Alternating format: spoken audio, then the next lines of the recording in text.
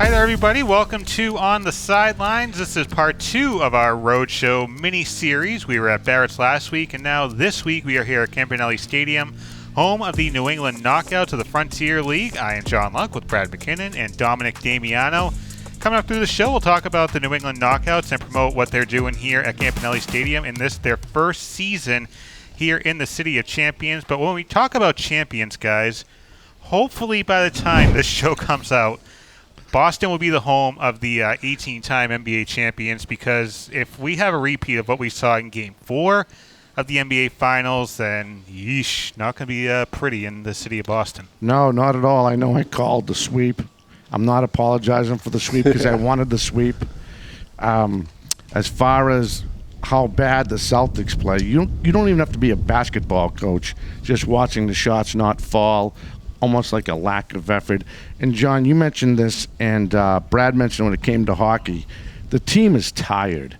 You know, you can see it in their second effort, getting in backcourt and trying to play defense. And once they gave that pep back to the Mavericks, it was lights out after that. Oh, yeah. And, I mean, you hear everyone saying, oh, they just did it so they could win in front of the home crowd. That is not it. That they want to finish, they want to go on vacation, they want to celebrate, pop champagne and all of that. But hopefully tonight it all ends, because you don't want to see a team like that get hot, the Dallas Mavs. I mean, before we played them, would they win 6 in a row or something like that, I think? They won a few in a row. I don't know if it was that much. So the Boston Celtics, I believe it was 10 in a row, 4 for the Eastern Conference Finals, 3 to wrap up the semifinals, and obviously the first 3 of the NBA Finals. But looking at the box score, the big thing that sticks out to me is what I talked about at the start of the series. This thing could come down to offensive rebounding. Boston, 4 offensive rebounds. The Dallas Mavericks had 13. The Dallas Mavericks finally figured out how to use Derek Lively and Daniel Gafford. Jason Kidd, for whatever reason, be it whatever the Celtics were throwing at the Mavericks or Jason Kidd just trying to be his wannabe cool dad self, he couldn't figure out how to use Lively or Gafford. And obviously when you take a unicorn out of the Boston Celtics and have just Al Horford and Xavier Tillman, who the Mavericks did target, that's going to help you out if you're the Mavericks. They target Tillman hard, especially Luka trying to get a 3 foul any chance he could. One thing I like about this series, though, now that I saw the other day is someone's going to make history who wins this, because no team's ever came back from a 3-0 loss, right? A deficit, I should say, and no team has ever won a series after losing a game by 38 points. I cannot see them sweeping 4 on this team. I don't see it either. But I'm just saying, either way, history will be made, and more than just banner 18 or banner 2 for Dallas. Right. So I will say this. The thing that concerns me is what is always out there about sports history. The thing that's out there about sports history is historical marks are always made to be broken. Teams in the NBA playoffs that have a 3-0 series lead are 156-0. That means that 156 teams have been down 3-0, and those teams that were down 3-0 never came back. Right. Teams have stretched it to 6 or 7, but historically, nobody's come back from that. The Boston Celtics last year came very close, and you heard Jayson Tatum in the media availability this past weekend bring it up. The Boston Celtics were perhaps within a sprained ankle in Game 7 away from being the first team to come back from 3-0. We know about the Bruins. We know about the Red Sox and Yankees. Yep. Historical marks in the world of sports are meant to be there as something to achieve. If you're the Dallas Mavericks, you have Game 5 when we're recording this. We are recording this the day of Game 5, so there's a potential we could be screaming and hollering about the Celtics potentially blowing a series as there's a parade going through the center of Boston. But where I'm sitting right now at 4:07 on June 17th, 6:17, if there's a team that could blow a 3-0 series lead, it's the Boston Celtics. Now, if the Boston Celtics do win Game 5 tonight, how big of a legacy moment is this for a player like a Jayson Tatum or a Jaylen Brown, who's had to endure so much from the Boston fan base, and now they could be NBA champions? Oh, this puts the nail in the coffin. I don't mean to use that cliche, but I mean, how many times have we saw these young kids not mature, and I don't want to say it like this, but blow that chance in the finals, and like you mentioned about one ankle sprain away at that one time. But I think that now you can see the difference in play. You can see the difference. They just had one bad game. They're going to celebrate the World Championship. It's just a matter of when. And I think it's going to be tonight. That was their one bad game of the whole year, too, for crying out loud, you know. So, yeah, it sucks it was in the finals, but I really do see us bouncing back. And, I mean, in my opinion, Jaylen Brown's done enough. I need to see Tatum step up big time. I got a stat right here that I saw. Since entering the league, Jayson Tatum leads the league in playoff games, wins, points, field goals, and free throws. He really needs to show that he is the king of basketball right now. And his legacy is going to be nailed tonight. Yeah. Like you mentioned the date and the time, John. It's going to be tonight. He's going to be known as a world champion with this team, and that banner's going up, I'm telling you. The cool thing talking about the date is 16 years ago today, we won the last title, and today, ironically, is 6/17, and Boston's zip code or area code is 617. Right. So I think the cards are in our hand tonight. The basketball gods are looking well on the Boston Celtics. Oh yes. So something that works out for the Boston Celtics' favor is the fact that Al Horford only played 23 minutes in Game 4, so that was 2 days after Game 3. So there's a possibility now that Al Horford realistically has 3.5 days off, and in a clinching scenario where you know the Dallas Mavericks are going to do anything to try and stop you, that could play a huge factor in the Boston Celtics' quest for Banner 18 later on tonight when we're recording this. Another thing that stuck out to me, you mentioned Jayson Tatum. Just the Dallas Mavericks being able to pick out Tatum on a defensive mismatch. There were scenarios where Luka Doncic, if you're looking at the traditional shot, the high-up shot, you had Doncic down at the bottom of the screen, Jayson Tatum at the other end of the court in the wing.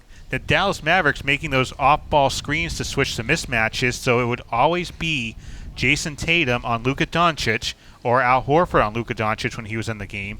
But just the way Dallas was able to pick those matchups, if they can do that again in a Game 5, then you have issues. But again, this is a legacy moment for Jayson Tatum. You mentioned all those historical factors he has working in his favor. There's a chance tonight Jayson Tatum could put himself down as one of the great Celtics if he comes out and has a great game. This could be that 35, 40-point game that we've always thought Jayson Tatum's capable of. 100%. I think the one other thing we're forgetting is the ability of White and Holiday, who did not show up in Game 5. I mean, no one showed up in Game 5. And they've proven it time and time again. I mean, Holiday's already a world champion. He has that. We know how good when White gets hot from beyond the arc, how dominant he can be. And I just think, again, bad game, good team. You're playing a 5th seed, and I don't mean to give Jeff Fowler a pat in the back. We don't want to ever do that. Nope. But, again, 5th seed, you're playing a 5th seed team. You had a bad game, and your bench is probably one of the – it is, in this year, the best bench in the NBA. 100%. And I just cannot see them not winning. Then again, I know I said that about the sweep, but I just got a feeling again. You get that bad scab off your back in Game 5. So it's healed. Let's go on and win Game 4. Let's go win Game 5. Yeah, let's. I'm sorry. No bad mojo, please. Yeah, I actually caught myself. I apologize. So Jayson Tatum had a team high 15 points. Can you guys come up with the next scorer who had the most amount of points? This one could be interesting. This isn't one of my fun games. This is just kind of a sign of how awful Game 4 was for the Boston Celtics. Who had the most? Horford? Sam Hauser had the second most points for the Boston Celtics. Off the bench, 14 points. I mean, a lot of those points came in junk time in the entire fourth quarter, just launching threes. But you had to take on Jrue Holiday. And Holiday is that guy, I think, that can put everyone's focus back on Game 5, because if this were the old days, I keep saying, Jayson Tatum and Jaylen Brown, their minds could be going on, we just got blown out. How are we going to get ourselves out of this? But someone like Jrue Holiday can have that mentality of, okay, we got blown out. We have another chance to do this here. Yep. And on the other side, Jayson Tatum, there was an interesting quote that came out basically saying that there's not a lot of pressure on us because, you know what, we could have a possible 6th or 7th game. I'm just kind of going with a loose quote there, but basically saying that, everything isn't on the line tonight when we're recording this for Game 5, that worst case, we got a Game 6, we got a Game 7. Listening to that quote really makes me thankful there's a Drew Holiday, because you can't have that Jayson Tatum mentality as you get ready for a potential clinching game. What do you think about Porzingis? You think we might see him tonight? So, again, we're recording this 4:13 on 6/17, so I can get the timestamp when I'm dead wrong. I don't think there's a chance you see Porzingis unless it's in the Scalabrine role at the end of the fourth quarter and up 25. There's too much on the line, and you don't want to have Kristaps Porzingis go out there and potentially do further damage, because he's put everything on the line for you. Realistically, he shouldn't have been out there for games 1 nor 2.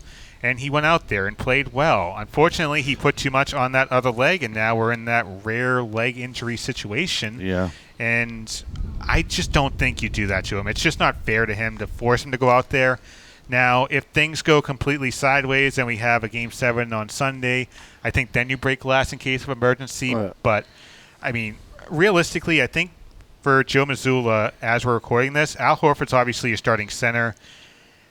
I think maybe you go with O'Shea Brissett in that possible crash role like we saw in Game 2. I would over Tillman, because Tillman didn't really do too well. But again, that's Jason Kidd finally figuring out how to coach. If you have a guy coming in off the bench that hasn't played a lot of minutes, what's the first thing you do? You target that guy 100%. In the post, outside, target him on a 3. That's what you do. And again, unfortunately for Kidd, it took until Game 4 to figure out how to be an NBA coach, but he finally figured out how to take on someone like Xavier Tillman. If I can be devil's advocate, he really didn't learn anything. All he saw was the best team in the NBA come up flat. So he's trying to do it off of that. So what is he going to do when you have Pritchard and Hauser come off the bench and hit their respective 12 points, and then White starts hitting his point, and all of a sudden, all of a sudden Holiday has 20. How's he going to coach that? So his little Band-Aid he's trying to put on his team is at the expense of a very bad Game 4 by the Boston Celtics. You mentioned, I thought he was a great coach. After what I've been seeing through 4 games, going on this 5th game, I'm not impressed. Again, if you're getting out-coached by Joe Mazzulla, you deserve what you get. So congratulations, Jason Kidd. So we've done this after every game on the sidelines, on radio, on TV.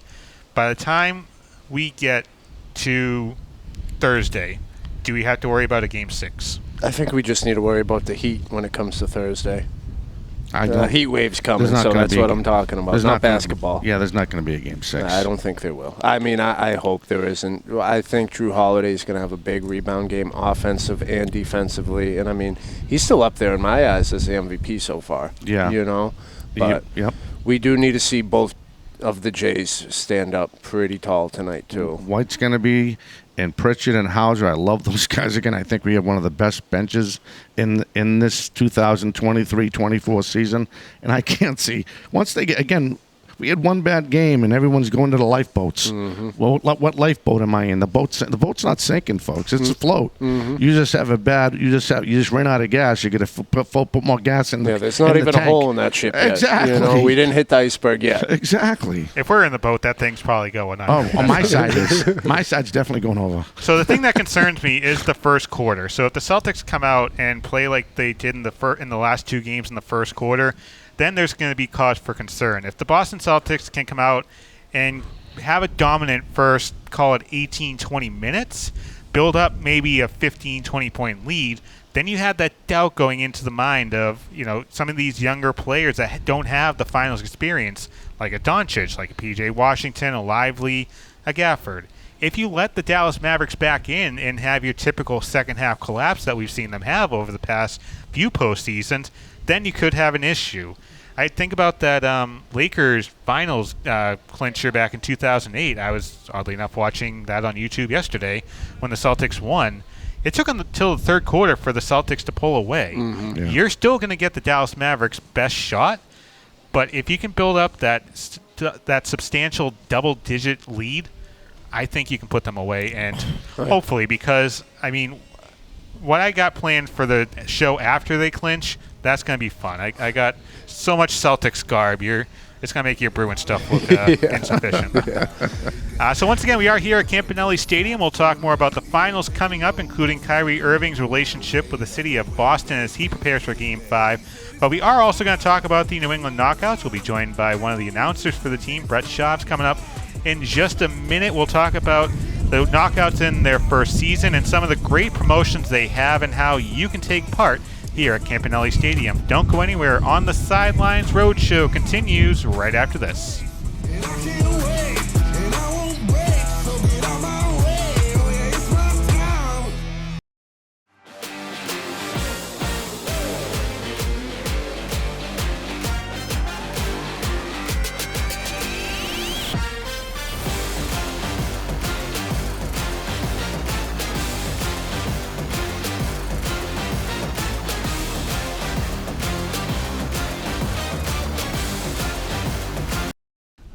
Welcome back to Campanelli Stadium, home of the New England Knockouts, and I'm here with the Director of Broadcast and Media Relations for New England Knockouts Baseball, Brett Chaves. Thanks for coming on and talking to us. Always a pleasure, John. Dom, always a pleasure to see you as well. This is a fantastic opportunity, and you guys are fantastic.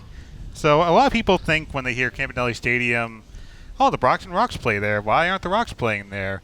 Well, interestingly enough, there's two teams here. You have the Brockton Rocks and the New England Knockouts. As someone who has been with both teams, what's the difference between the two teams? Yeah, we have a pretty unique opportunity here, this season. The Rocks have been around this is their 22nd year now of existence, and it's a pretty unique opportunity because we don't necessarily see two baseball teams under one organization. I mean, we're one of the only, funded teams in the Northeast region that has this chance, so super grateful for that. But to answer your question, the Rocks are a summer collegiate wood bat team. They still play out of the Futures League. They've been involved there since 2011, and this is going on their 13th year now in the league. Meanwhile, for the New England Knockouts, they are what's part of an MLB Partner League team. So what that is all the Frontier League teams in the entire league as well join in, and they have the ability, to play independent baseball throughout the entire summer. And what happens is MLB scouts, organizations are able to come in and scout these games, and at any point in the year, a player from any of these teams can be sold to a Major League Baseball organization. So, say, for example, John Doe, playing really well, hitting .320 at the plate. Boston Red Sox want to come in and scoop him up. They can scout a game, and then within a day, they can sell his contract to the Red Sox and play. So consider it a transitional period in time for these players, if you may, but it's still a really high level of professional baseball. So there's a chance if you come to Campanelli Stadium and check out a Knockouts game, you could be seeing a potential Major League player in the next couple seasons play at this baseball field right behind us, which is cool to see. It's pretty cool. Yeah, the other thing, and I had the privilege of going to opening day to see that series, is that it's the whole MLB atmosphere. And what I mean is there's a clock. They're keeping track of the pitches. So these guys in the same format is if you're playing for the big club. Would that be a great way to explain that? Yeah, so basically how it works is, because we're an MLB partner league in the Frontier League, we play under all the rules and regulations of Major League Baseball. So the international extra innings rule where you have a runner on second base, all of our pitches are regulated by a pitch clock. So, there's certain intervals in between that pitchers have to follow. And if they don't, it's a violation against them and it'll be ruled a ball. So everything is under MLB rule. In the event someone does get the call up, they kind of keep that, same routine going. Right, exactly. I think that's pretty good for people to realize. It's just not, this is equivalent to maybe AA ball. And what I saw, I know it's not, to me, they were playing the Quebec team, which is fabulous. Like we talked about off air, they're coming back and they're all together. So here you have a team where you guys are drafting guys from around the league, correct? And That's correct. And putting them together. Yep. And, the effort's there. I see the effort. I know the record doesn't show what but again, it's good baseball to watch. It really is. It's fantastic baseball. And what I've been telling people, over the course of the season is that these guys range from talent level as, low as Class A, in the minor leagues, and then you've got as high as double AAA. Right. We had guys coming out of the Frontier League draft this year that just most recently played in AAA ball. They were spectacular. We had one guy, Reeves Martin, AAA for the Seattle Mariners, borderline MLB star, almost made his way up to Seattle, but, ended up taking a year off, and now he's finding his way back into the minor leagues with us. So, it's all about the situations for these guys, but the talent level in the pool is super spread out. Let's talk about the stadium, because Campanelli Stadium has had its ups and downs in terms of the upkeep of the stadium. The luxury suites, which are right above us here, have been vastly improved. And the game I was here taking in, those things were loaded with people, which is great to see, I'd imagine, for someone with a knockout. Can you talk about some of the improvements that have been made here, both on the field and even down in the offices? Yeah, I mean, this stadium over the course of the last 3 years has seen multiple of thousands of dollars of renovation, and it's because the city cares about this facility. I mean, when you're bringing in two high-class baseball organizations, you're going to want a nice venue to accompany it to bring in your fans and bring your entertainment. So as you mentioned, the luxury suites have all been renovated. They have brand new furniture up there, and it goes hand in hand with our brand new concessions menu that our food and beverage director, Ethan Coombs, has been working tirelessly at. A huge credit to him. And the facility itself has been night and day. I entered this stadium at 2021, and out in left field we had an old video board that had a pigeon coop inside of it. I mean, it was run down. It got struck by lightning and was not replaced for almost a decade. And we have a brand new, over $1 million video board back there that the city, put into place, and it's been spectacular. Whole new offices, they've been renovated. The clubhouse has been fully renovated for the professional team. This is a minor league ballpark at its finest, and while there still is a lot of work to do, this stadium can proudly say that, it's been able to host two baseball teams so far. And people can watch games in person here at Campanelli Stadium, obviously. Just go to knockoutbaseball.com, I believe is the website. Yep. If you're watching the games online, you can do so with Flow Sports. I know you have a big part in getting those games on the air.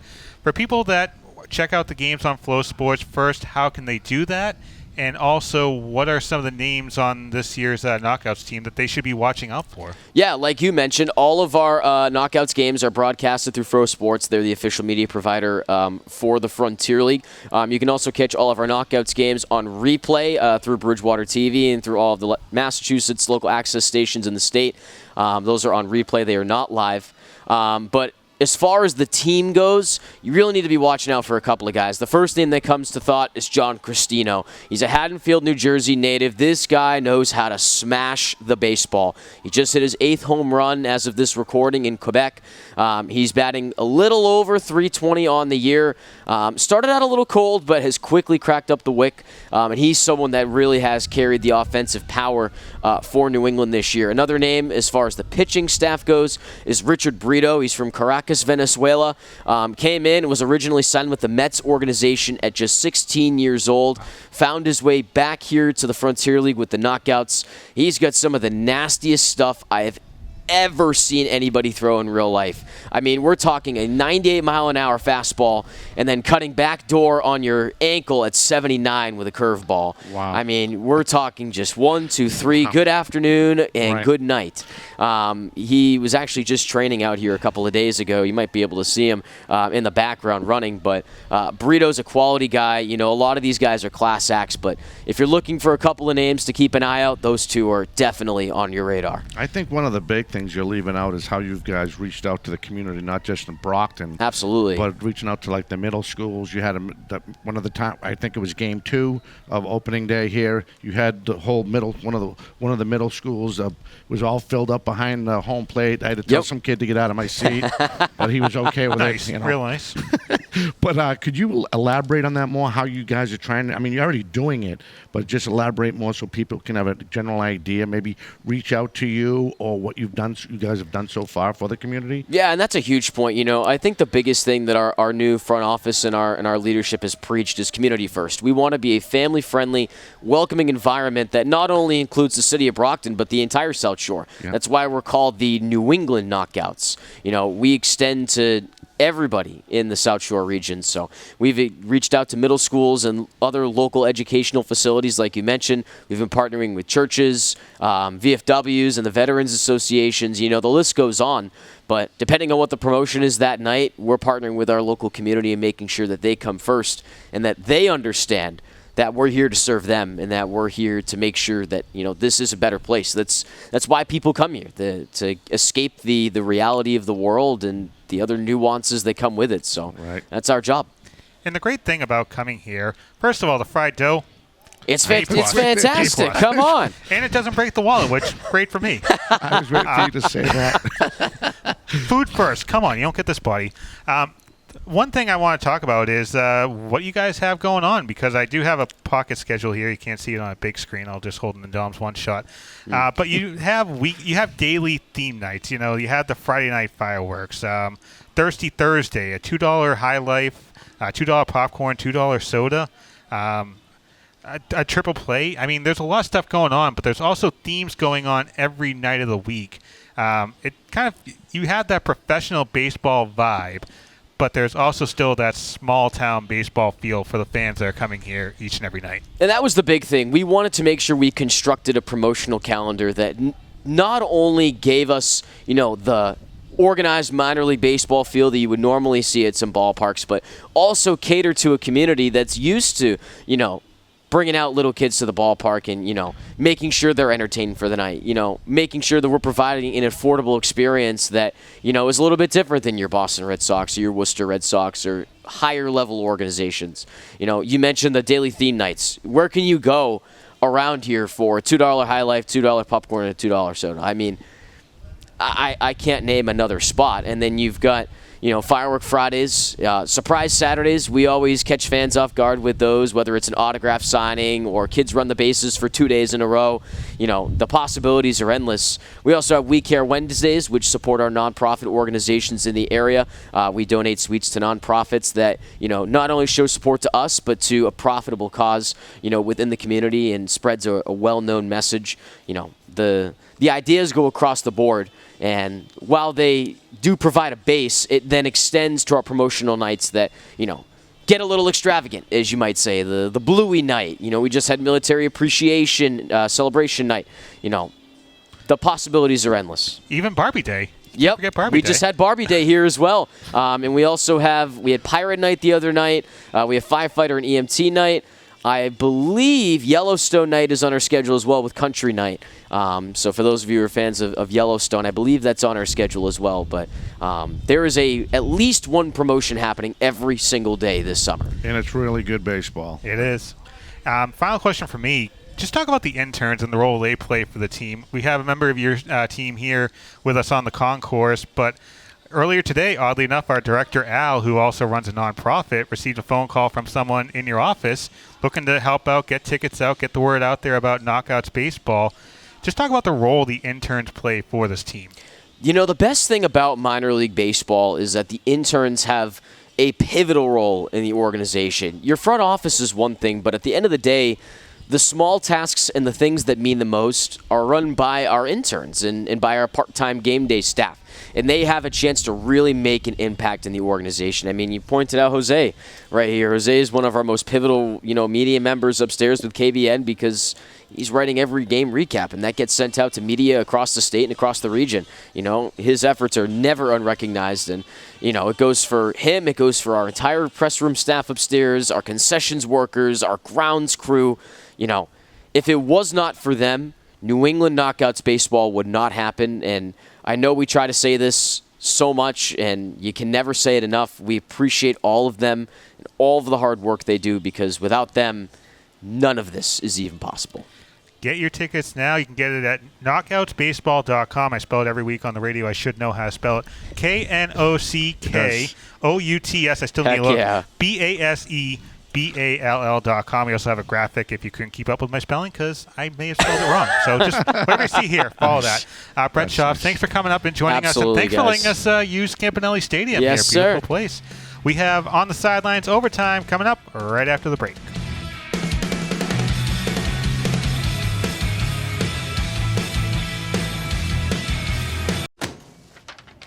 Hey, tired. What's this? That's my resignation letter. You're resigning. Why? Because you're constantly ignoring me. You're half as active as you used to be, and you eat stuff like this. You've been putting me under a lot of pressure lately. That's why I'm ready to quit. I forgot. I'll do better. Please, don't quit on me. Okay, but remember, it's not what you say. It's what you do. Listen to your heart. Don't let it quit on you. Let's go for a walk. Uncontrolled high blood pressure could lead to a stroke, heart attack, or death. Get yours to a healthy range before it's too late. They'll test you. Try to break your will. But however loud the loudness gets, however many cheese puffs may fly, you're the driver, the one in control. Stand firm. Just wait. And move only when you hear the click that says they're buckled in for the drive. Never give up till they buckle up.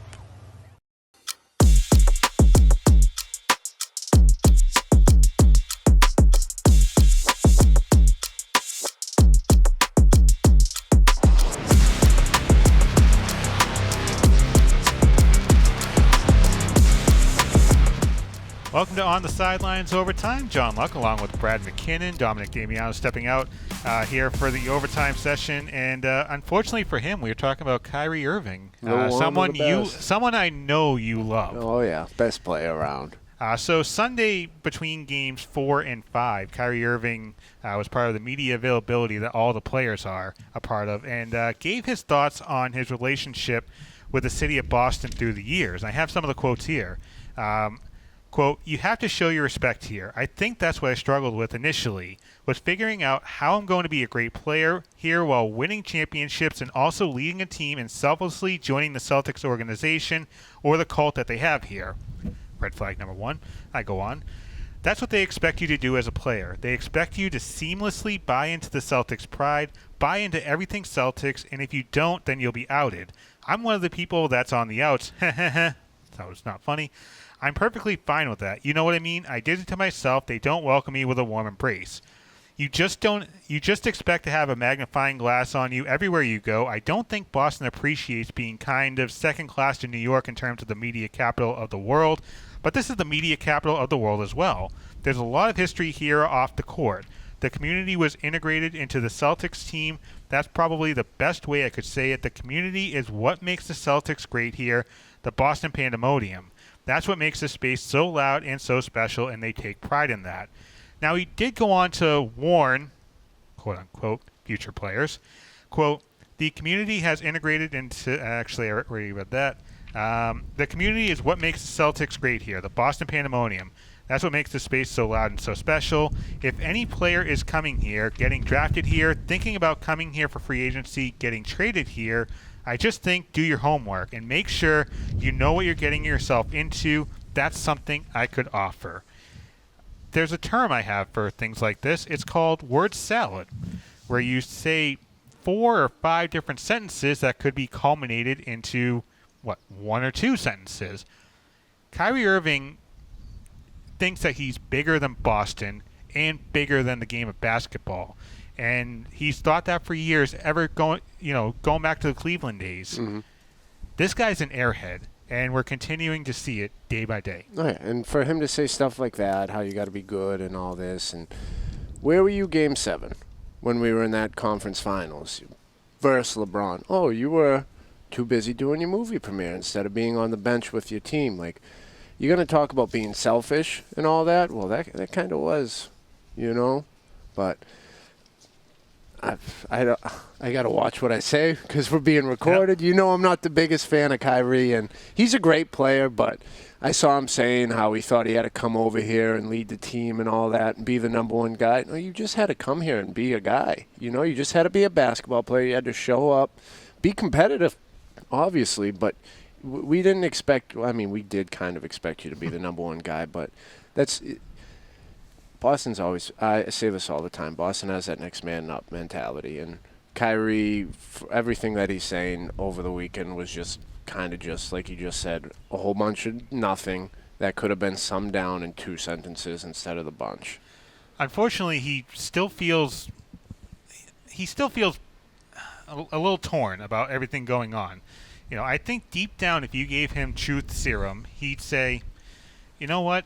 I didn't handle the exit out of Boston the best. No, he didn't. I mean, you think about everything that's gone on, and the fans in Boston don't help out either. You go back to 2021 when someone threw a ball of water at Kyrie Irving. I mean, that kind of helps out Kyrie in his case. But he also takes things to another level. You remember in 21 that series, which I think Boston may have ended up losing. Either way, at the end of it, it was the last game in Boston, and Kyrie led Kevin Durant down the trail, basically calling Boston a racist city. We know about the history. We don't need to go into that. But Kyrie Irving continues to peddle his motive.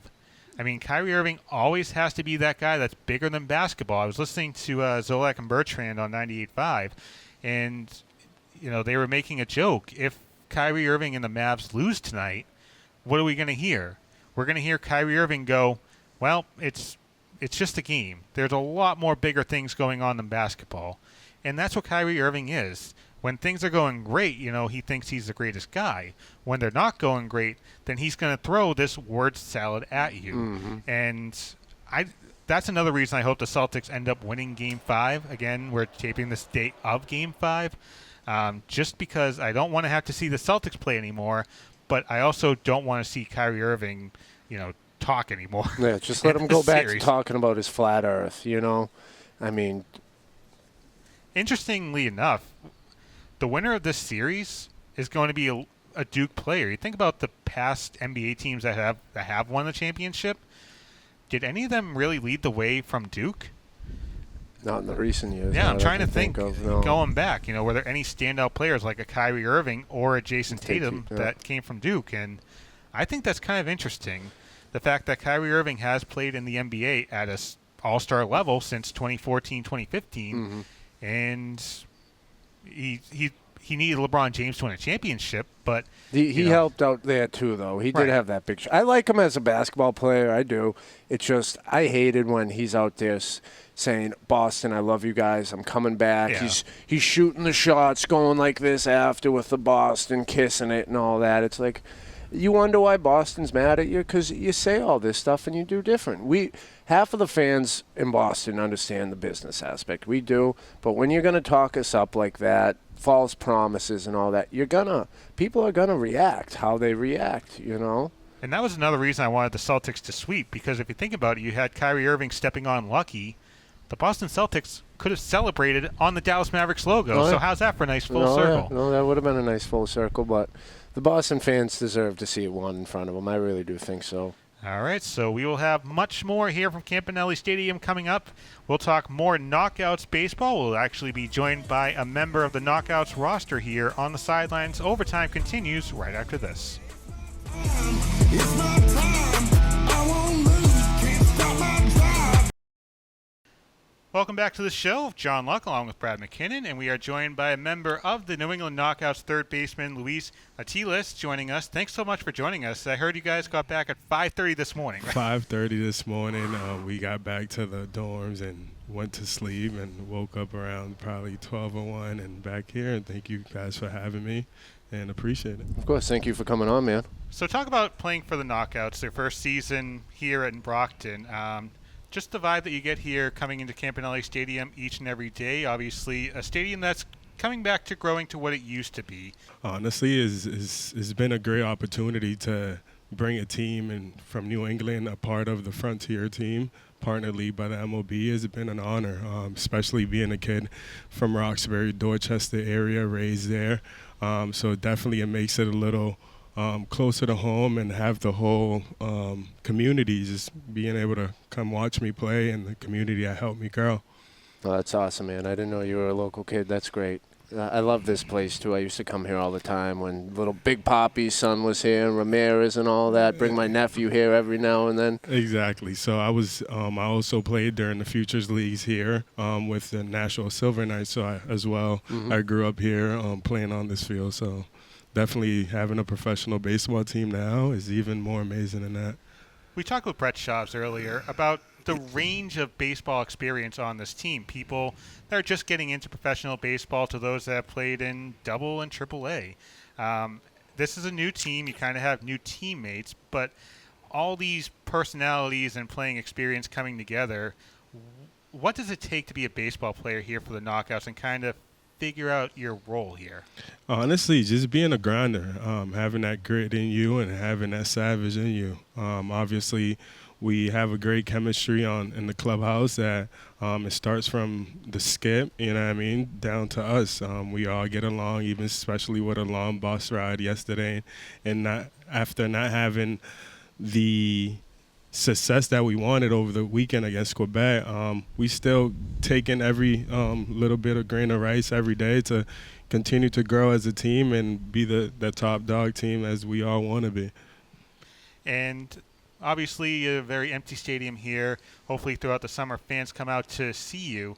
As a player, seeing all the fans in the field, does that kind of give you a little more energy after those long bus rides home from Quebec? Oh, honestly, look at it. You gave me the chills. You gave me the chills right now. I live for that. I live for the fan, and I live for those younger kids looking after us, wanting to be in our spot in a couple years from now. So definitely I get the chills. I'm very passionate. Grew up around baseball 24/7 and through the bloodlines and everything. So seeing fans and this whole crowd filling up. I remember when I used to play here with the Futures League. I remember on Education Day, it used to be packed house. You had the nesting crew there and stuff like that. So definitely it would mean a lot to continue to see the fans fill up these seats and continue to grow. And something I like to do with athletes here that we promote on Bridgewater Television programming is take them into the mind of the athlete, what they do to get ready. It's a segment I called 3 Questions. I did this with college athletes here. Kind of off-the-wall questions, but just kind of gets us to know the player a little more. So on your way to the stadium or getting ready for a game, is there a song you have to have played in the stadium or maybe in an earbud to kind of get you in the right frame of mind? Yeah, definitely. I definitely have a song. It's called Creyendo, to believe. I forgot the artist off the top of my head, but yeah, definitely I do have that song that gets me going on that ride here to the ballpark, as well as a nice stop at Torrey, Japan, right around the corner. So definitely. It's quite a song right there. And a go-to meal, be it pre-game, post-game, that gets you hyped up for a game or maybe helps you get over what you just played? Honestly, if it's not a dish from my sister, honestly, you'll probably see me at Torrey, Japan all the time right before a game. And, yeah, they're pretty good out there. They are good. I've had them a few times. They are good. And then finally, is there a teammate on this squad that you kind of go to for a laugh? I know for the Celtics, I think of players like Grant Williams or Luke Cornett, someone that will be there in a tough time to give you guys a laugh.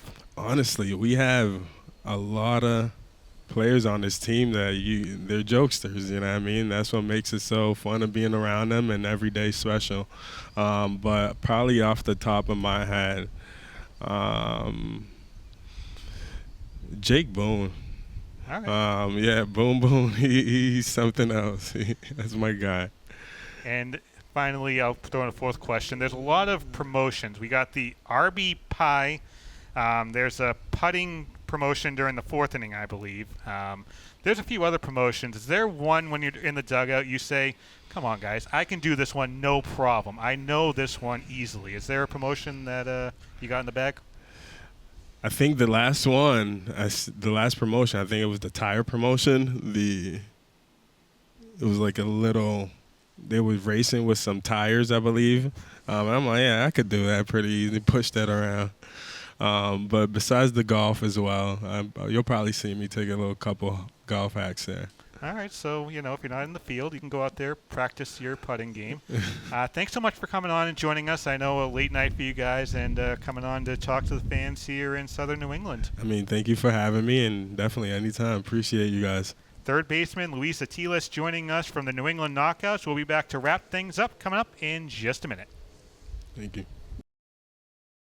Welcome back here to the show from Campanelli Stadium, and I want to thank our special guests for coming on, Brett Chaves and Luis Atiles coming on.